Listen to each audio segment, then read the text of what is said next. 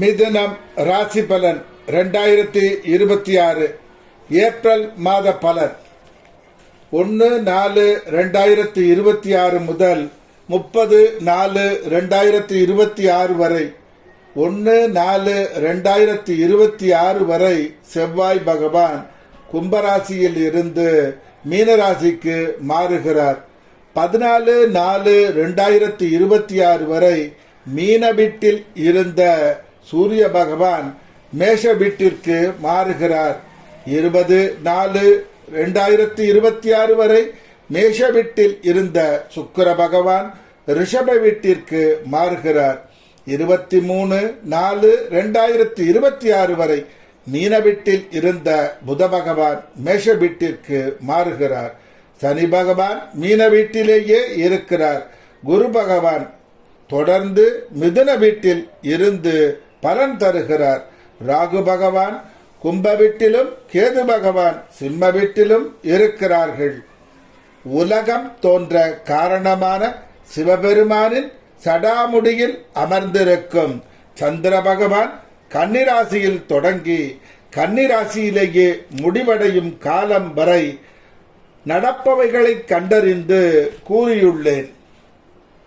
உலகத்தில் தோன்றும் ஒவ்வொரு நாளும் செந்தாமரை மலர்வது போல் உலகத்தை மலரச் செய்யும் சூரிய பகவான் மிதுன ராசிக்கு 10ஆம் இடமான திக்பலத்தில் அமர்ந்து பலன் தரும் காலம். முன்பு இருந்ததை விட மன வலிமை கூடும் நேரம். வீரதீர செயல்கள் செய்து பொருள் புகழ் சம்பாதிக்கும் நேரம். சிலர் தூதரகங்களில் வேலை செய்யக்கூடும். தந்தையின் உதவி கிடைத்து சிலர் முன்னேற்றம் அடையும் நேரம். தான் செய்யும் வியாபாரம் நல்ல முறையில் வெற்றிகரமாக நடக்கும் நேரம். பல நண்பர்களுடன் சந்தோஷமாக வாழும் நேரம். சிலருக்கு வெளிநாட்டில் வேலை கிடைக்கலாம். மிதுன ராசிக்கு 11ஆம் இடமான மேஷ ராசியில் சூரிய பகவான் உச்சபலம் பெற்று லாபஸ்தானத்தில் அமர்ந்து பலன் தரும் காலம். எல்லோரிடமும் அனுசரித்து நடந்து கொண்டால் முன்னேற்றம் கூடுதலாக கிடைக்கும் நேரம். தொடர்ந்து வாய்ப்புகள் கிடைக்கும் நேரம். சரியானபடி பயன்படுத்தி முன்னேறுதல் வேண்டும். எதையும் திட்டமிட்டு வாழ பழகிக்கொள்ள வேண்டும். சந்தோஷமான காலகட்டமாக அமையும் நேரம். குழந்தைகள் நலம் அடையும் காலம். பூமாதேவியின் மகன் என அழைக்கப்படும் செவ்வாய் பகவான் மிதுன ராசிக்கு 10ஆம் இடமான மீன வீட்டில் திக்பலம் பெற்று அமர்ந்து பலன் தரும் காலம். வாழ்க்கையின் முன்னேற்றத்திற்கு எதிர்கால முன்னேற்றத்திற்கு என்ன படிப்பு படித்தால் உதவியாக அமையுமோ அதுபோன்ற புதுவிதமான கல்வி படித்து வெற்றி அடையும் நேரம். எதிர்காலத்தில் நல்ல முன்னேற்றம் அடையக்கூடிய கல்வியில் தேர்ச்சி பெறும் காலம். அரசாங்க தேவைகள் அனைத்தும் தேவைப்படும் நேரத்தில் கிடைத்து நன்மைகள் அடையும் நேரம். சிலர் அரசாங்க ஒப்பந்த தொழில் செய்து பெரும் பணம் ஈட்டும் நேரம். எல்லோர் மனங்களிலும் முக்கியமான மனிதராக திகழும் நேரம். எதிரிகள் மூலமும் லாபம் கிட்டும் நேரம்.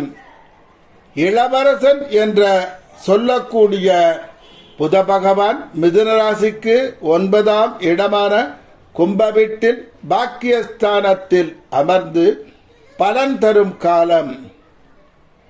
திருமாலின் அருள் பூரணமாக கிட்டும் நேரம். சிலருக்கு சொந்தமாக மாளிகை போன்ற இல்லம் அமையும் நேரம். எல்லோரிடமும் அன்பாக நடக்கும் நேரம். இறை பக்தி அதிகம் ஆகும் நேரம். புராதன கோயில்கள் செல்லும் நேரம். எதிர்காலத்தில் நடப்பவைகளை முன்கூட்டியே உணர்ந்து செயல்படும் நேரம். மிதுன ராசிக்கு 10ஆம் இடமான மீனராசியில் இருந்து பலன் தரும் காலம். சோம்பலை தவிர்த்து சுறுசுறுப்புடன் செயல்பட வேண்டிய நேரம். வேலையில் மாற்றம் ஏற்படலாம். சிலருக்கு தொழிலில் பதவி உயர்வு கிடைக்கலாம். சிலருக்கு வெளிநாட்டில் வேலை கிடைக்கலாம். சிலருக்கு புதிய தொழில் உண்டாகலாம். மீனராசிக்கு 11ஆம் இடமான லாபஸ்தானத்தில் 11ஆம் இடத்தில் புத பகவான் இருந்து பலன் தரும் காலம். எந்த ஒரு கடினமான சூழ்நிலையையும் உங்களுக்கு சாதகமானதாக மாற்றி வெற்றி அடைந்து பணம் சேர்க்கும் நேரம். புதிய புதிய நாடு, புதிய புதிய ஊர் என பல ஊர்களை கண்டு மகிழும் நேரம். சிலர் ரியல் எஸ்டேட் தொழில் மூலம் பணத்தை குவிக்கும் நேரம். உலக சுகங்கள் அனைத்தையும் அனுபவிக்கும் நேரம். படிக்கக்கூடியவர் வெற்றி அடையும் நேரம். குழந்தைகள் நலனுடன் வாழும் நேரம். குழந்தைகளின் காரகனாம் குரு பகவான் மிதுன ராசியிலேயே இருந்து பலன் தரும் காலம். எதையும் துணிந்து செய்து வெற்றி காணும் நேரம். இந்த காலகட்டத்தில் திருமணம் நடப்பவர்க்கு நல்ல குணம் உள்ள மனைவி அமைவார்கள். எந்த ஒரு புதிய முயற்சியிலும் வெற்றிதான். சமூகத்தில் அந்தஸ்து பெற்ற மனிதராக மாறும் நேரம். மனதில் ஒரு இன்பத் துள்ளல் தோன்றும் நேரம். மனைவிக்கு வேலை கிடைக்கும் நேரம். இலக்குமியின் அருளால் செல்வம் சேரும் நேரம். அரசியலில் உள்ளவர் நல்ல பதவிகளை அடையும் நேரம். எல்லோரையும் தன் பேச்சால் கவரும் நேரம். இன்பத்தின் காரகன் ஆன சுக்கிர பகவான் மேஷ ராசியில் 11ஆம் இடத்தில் லாபத்தில் இருந்து பலன் தரும் காலம். எதையும் நுணுக்கமாகவும் எல்லோரும் அதிசயிக்கத்தக்க வண்ணம் செய்து முடிப்பதில் திறமைசாலி என பெயர் வாங்கும் நேரம். எல்லோரையும் தன் சொற்படி கேட்க வைத்து நீங்கள் பலன் அடையும் நேரம். நிர்வாக திறமை மேலோங்கி கம்பெனிகளில் உயர் பதவி வகிக்கும் நேரம். ஆயுளின் காரகனாம் சனி பகவான் 10ஆம் இடமான மீனராசியில் இருந்து பலன் தரும் காலம். அதிர்ஷ்டம் தொடர்ந்து உங்களை தேடி வரும் காலம். திறமையும் அதிர்ஷ்டமும் தொடர்ந்து உங்களின் முன்னேற்ற பாதையை சரியானபடி நடத்தி செல்லும் நேரம். எதிர்காலம் பற்றிய பயம், வேலை பற்றிய பய உணர்வு அவ்வப்போது வந்து போகும். சிவபெருமானை நினைத்தால் பயம் ஓடிவிடும். உயர்ந்த மனிதர்களின் சொற்படி நடந்து புகழும் பணமும் அடையும் நேரம். அரசியலில் உள்ளவர் மக்கள் மனங்களை கவரும் நேரம். மிதுன ராசிக்கு 9ஆம் இடமான கும்பராசியில் பாக்கியஸ்தானத்தில் இருந்து ராகு பகவான் பலன் தரும் காலம். தந்தையின் மருத்துவ செலவு கூடலாம். எந்த ஒரு சவாலையும் திறமையையும் கையாண்டு வெற்றி அடையும் நேரம். மூதாதையர் சொத்து விற்று பணம் கிட்டும். புண்ணிய நதிகளிலே நீராடும் யோகம் உண்டாகும். நீங்கள் எந்த தெய்வத்தை நினைத்து வணங்குகிறீர்களோ அந்த தெய்வத்தின் அருள் கிட்டும் நேரம். மிதுன ராசிக்கு 3ஆம் இடமான சிம்ம ராசியில் கேது பகவான் இருந்து பலன் தரும் காலம். அவ்வப்போது புதிய புதிய பிரச்சனைகள் தோன்றி அதை சமாளித்து வெற்றி அடையும் நேரம். திடீர் திடீர் என பய உணர்வு தோன்றி பயமுறுத்தும். உறவுகள் மூலம் செலவுகள் கூடும். எதையும் சிவன் அருளால் வெல்லலாம்.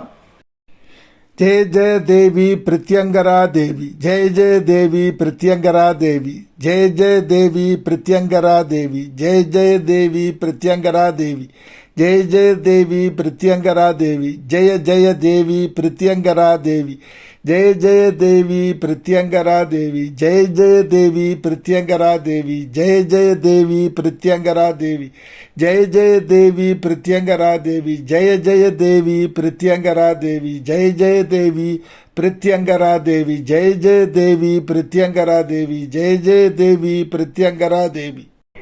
இந்த பிரித்யங்கரா தேவியின் மந்திரத்தை தினம் 108 முறை சொல்லி வர எல்லா நன்மைகளும் கிட்டும்.